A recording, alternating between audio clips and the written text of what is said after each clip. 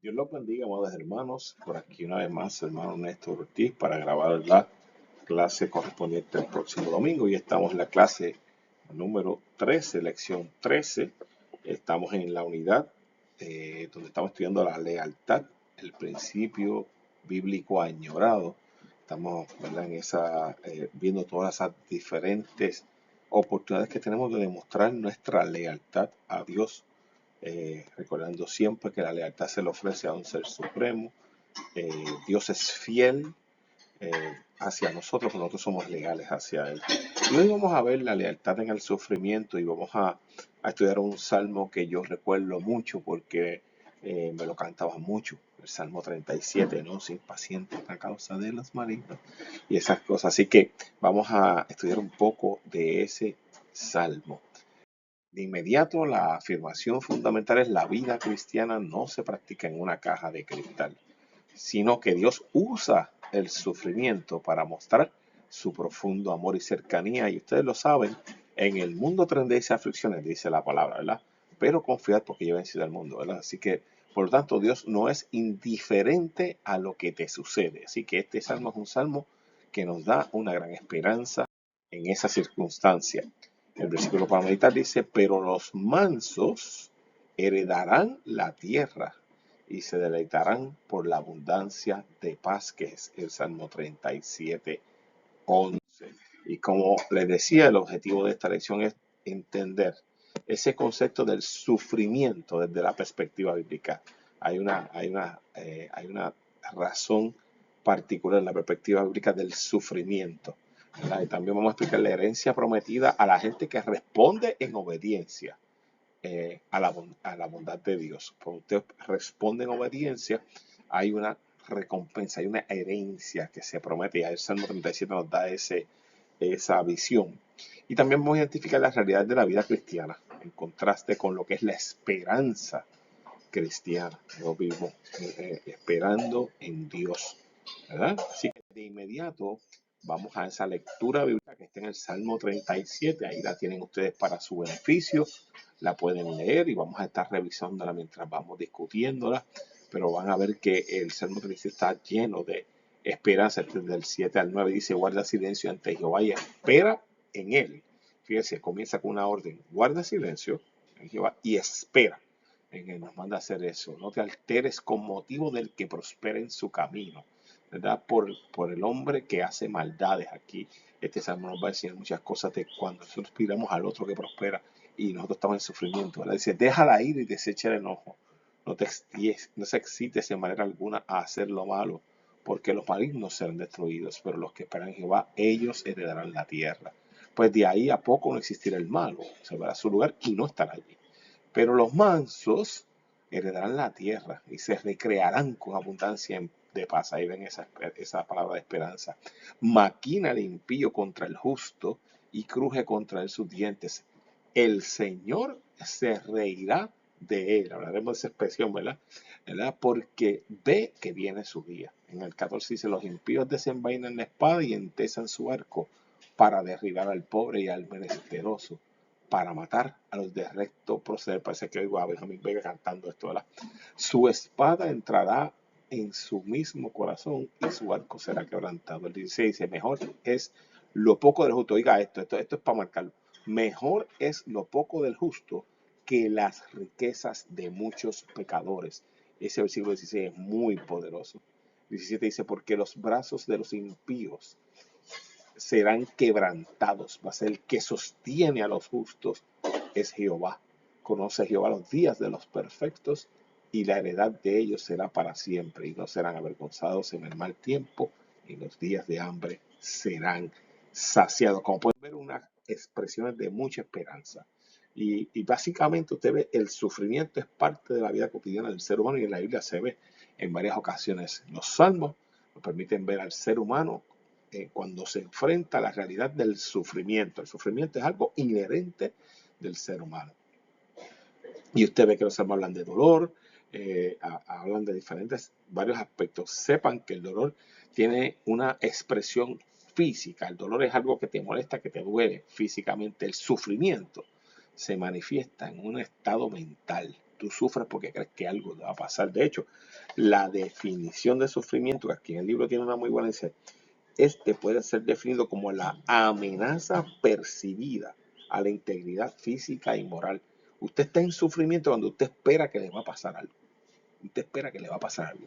Usted está en dolor cuando le duele algo físicamente, pero el sufrimiento es un estado mental que usted espera, no sabe, tiene cierta agonía porque está en una situación que lo pone en algún tipo de riesgo. Y ese sufrimiento surge por uno, pues no conocer lo que viene, ¿verdad? Pero como vamos a aprender, el sufrimiento se puede atender bajo el uso de la esperanza en Dios.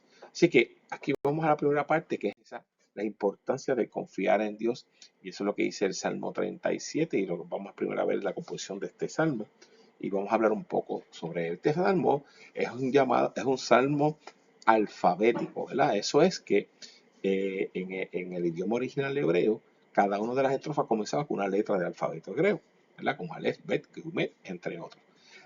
Uno de los objetivos principales del Salmo es la afirmación a las nuevas generaciones, las personas que venían de los triunfos sobrios de la gente malvada. Era orientarlos donde uno ve a veces al malvado prosperar, pero cómo queda la justicia divina en cuanto a ese que está sufriendo, ¿verdad? Entienda que cuando David, que se cree que fue quien escribió estos salmos, está escribiendo aquí, creando en la persona esa esperanza que aunque esté sufriendo en este momento, el Señor será por él en el futuro. Todo esto muestra la idea de diferenciarse de otras naciones. Las otras naciones ponían su confianza en otros dioses. El pueblo de Dios tenía que poner su confianza en Dios. Nosotros somos, el pueblo de Israel era una cultura, una sociedad teocrática, creyendo en Dios en todo momento y que Dios era el que era por ellos. Así que es una forma de vivir diferente. El que pone su confianza en Dios, centrada en Dios, es una forma de vivir diferente. Ahí pueden ver en la figura algunas de las letras en el hebreo, que como dije, este salmo era un salmo que pretendía escribirse en ese, así con cada una de las letras, como un acróstico. Así que ante las realidades no podemos olvidar la vulnerabilidad humana. El ser humano tiene unas debilidades.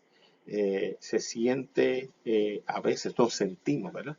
En ciertas, tenemos vulnerabilidades y nos sentimos a veces débiles en algunas fases de nuestra vida. El éxito es percibido en ocasiones con el sentimiento de envidia. Hay veces que cuando uno mira cuando otro prospera, siente envidia de ese que prospera. Entonces, aquí se da un tema donde el justo que está en sufrimiento mira al injusto que no está sufriendo, que aparentemente le va bien, y puede entonces hacerse esa pregunta: ¿cómo puede tener bienestar las personas que son injustas? Entonces se da como un sentimiento de envidia por ese otro. Pero en realidad nosotros no tenemos que estar mirando a lo que pasa con el otro, que tenemos que tener la esperanza de que Dios va a hacer por nosotros en nuestras circunstancias.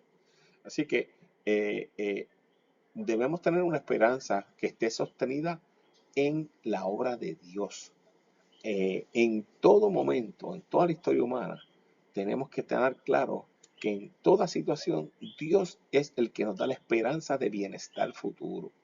Nosotros no creemos en un bienestar ilusorio, que el mundo a veces piensa en, pues el impío prospera y va, pero ese lo que tiene es una alegría o un bienestar que no es permanente. Nosotros tenemos una esperanza en que lo que viene de Dios es lo mejor y será permanente. Yo creo que esa es la esperanza del creyente.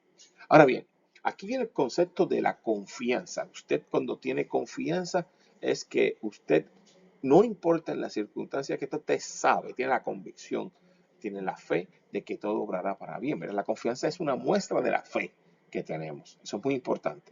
Cuando confiamos en Dios, mostramos que nuestra estabilidad se sostiene por los propios atributos de Dios, no por lo que nosotros somos, por lo que podamos hacer, sino por lo que Dios ha dicho y es y hace, ¿verdad?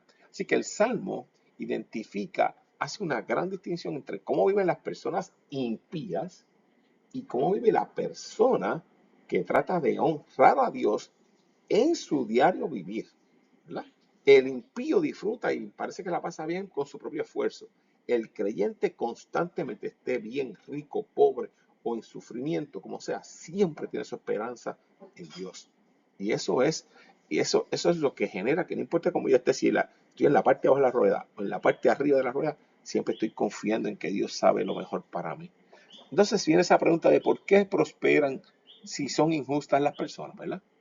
Ese por qué es lo que genera la reflexión de este salmo, que considera el sufrimiento, el éxito y cómo confiar en Dios en medio de la prosperidad de la gente injusta. Ahora, el salmista se pregunta, ¿cómo puede ser que ellos prosperen? ¿Saben? Lo que percibimos como prosperidad a veces no lo es, pero es bueno que sepan, ante esas injusticias se afirma quiénes son los personajes, la persona impía, ¿verdad? Y la persona justa, ¿verdad? Cuando se enfrentan también las preguntas que puede llevarnos a Dios o nos llevan hacia pensar la envidia para desviarnos de manera cómoda. O sea, hay gente que piensa, el impío le va bien, tengo envidia de ese impío que le va bien. Nosotros no podemos vivir en ese estado mental. Nosotros no podemos estar añorando ¿verdad? Viviendo de, ay, mira al impío. No, tú tienes que estar, en vez de estar mirando al impío, es mirar hacia Dios, que es la esperanza para tu situación, ¿no? Así que es la esperanza que podemos disfrutar porque Dios cuida lo que es suyo. En toda situación, tú en vez de estar mirando al impío, mira al Señor, deposita tu esperanza en el Señor. Y esa es la invitación que nos hace el Salmo 37, ¿verdad? No te impacientes a causa de los malignos, ni tengas envidia de los que hacen iniquidad, como dice ese salmo. Entonces viene el tema o la recomendación que nos da desde el principio en este salmo. Dice el silencio, ¿verdad? La lectura en clase comenzaba haciendo una expresión que decía, guarda silencio ante Jehová y espera en él. Veamos este concepto del silencio de la confianza. Dice, primero tenemos que describir lo que es la esperanza. La esperanza no niega el sufrimiento de las personas justas. La esperanza sabe que todo el que está en este camino tendrá aflicción. Hay sufrimiento, hay angustia por lo que es desconocido. La naturaleza humana incluye eso.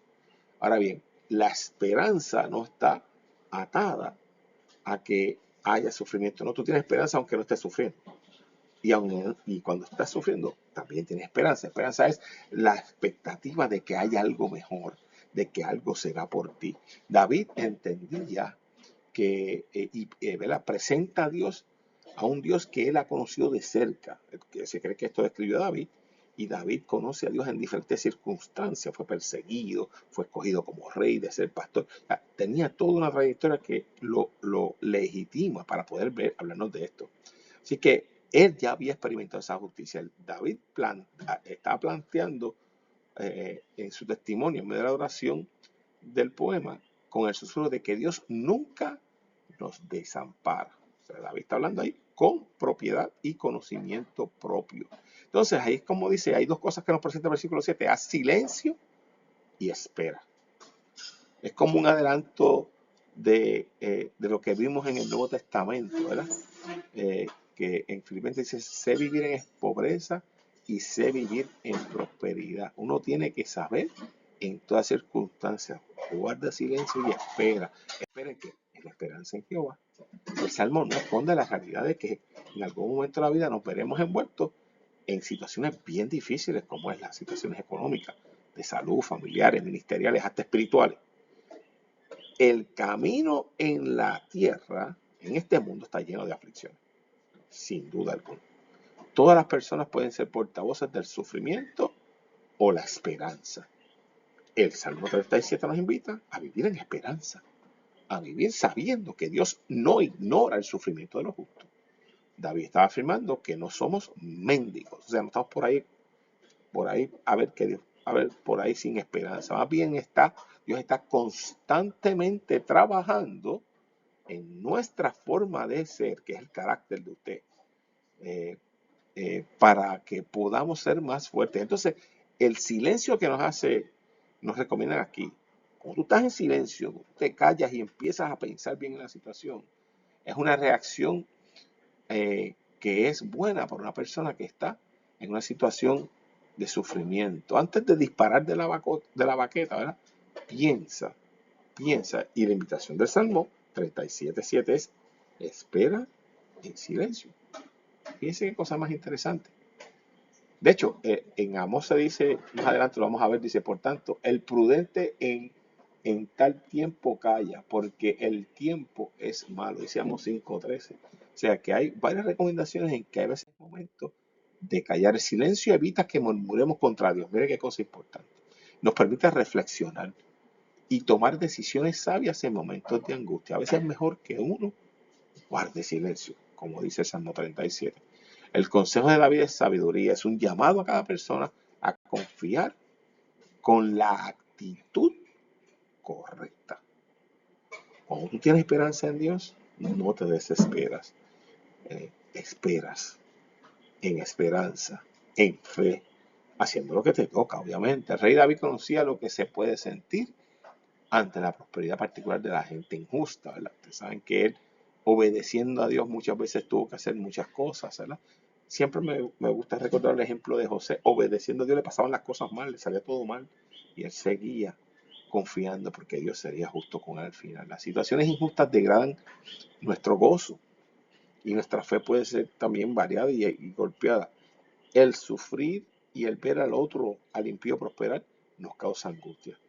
Pero nosotros tenemos que, una vez más, atesorar la promesa que está en el Salmo 37. En la tercera parte dice la parte práctica de la espera, ¿verdad? Que es esperar, pero ¿cómo es que se hace esto? La fe práctica de la espera dice: por lo general, lo que es la parte práctica de la fe es el reto, ¿verdad? En otras palabras, del dicho al hecho hay un gran trecho, ¿verdad? Uno puede decir yo tengo fe, pero cuando uno dice tiene que demostrar la fe que tiene, es que se hace un poco más difícil. Así que es la capacidad de las personas cristianas de seguir a Jesús y los valores bíblicos, aunque usted vea que las circunstancias son difíciles. Esa es la parte práctica de la fe. La gente justa en el Salmo tiene la responsabilidad de practicar el no sucumbir a la tentación de actuar como las personas injustas. Porque hay gente que ve que el justo prospera y dice: pues si el justo prospera, ¿para qué yo estoy aquí matándome obedeciendo a Dios? Pues esa no es la forma de verlo. Así que la fe que tú tienes que tener, la tienes que poner en práctica cuando ves que la circunstancia es adversa. La acción libre de Dios es nuestra garantía. El confiar en que Dios es poderoso para actuar en todas circunstancias es lo que necesitamos albergarnos. El refrenar el enojo es una acción de sabiduría que nuevamente apunta al carácter de la persona, a la forma de ser de la persona. Cuando tenemos enojo podemos asumir que actuamos. Puedes pensar que estás actuando con justicia. No, yo tengo razón. Y estás enojado, ¿verdad? Con justicia. Pero podemos convertirnos en todo lo que criticamos. Podemos convertir en una persona injusta porque estamos con coraje. Por eso es que es importante que ese carácter cristiano que se desarrolla a través de la templanza, de la mansedumbre, de los frutos de ese espíritu, se tiene que manifestar en estas circunstancias cuando vemos al impío prosperar y nosotros estar en sufrimiento. El Dios bíblico está cercano, dice acá. Oye y ve lo que ocurre. A mí me enseñaron, ¿verdad?, una palabra que la aprendí en el MIPA que decía: Dios es un Dios inmanente. O sea, que Él se mete con su creación, está en medio, Él entiende nuestras situaciones. Él oye, ve lo que ocurre, sabe lo que nos ocurre.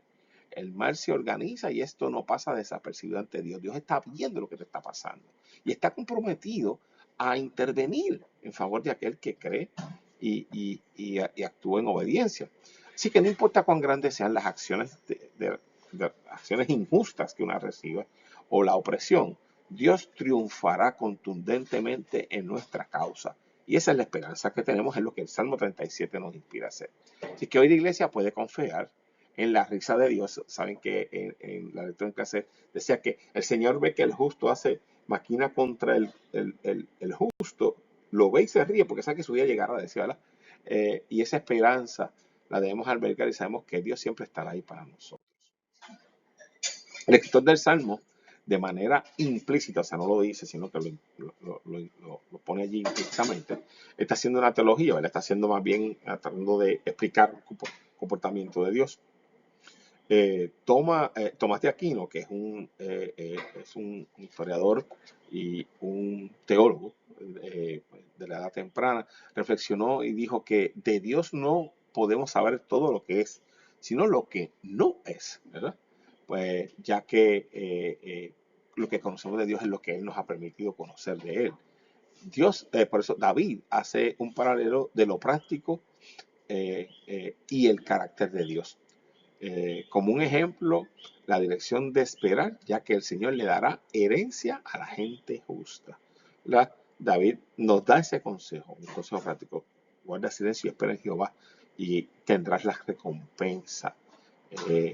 La práctica de esperar apunta a la contemplación que alimenta la fe. La contemplación es el tú pensar, el tú meditar, ¿verdad?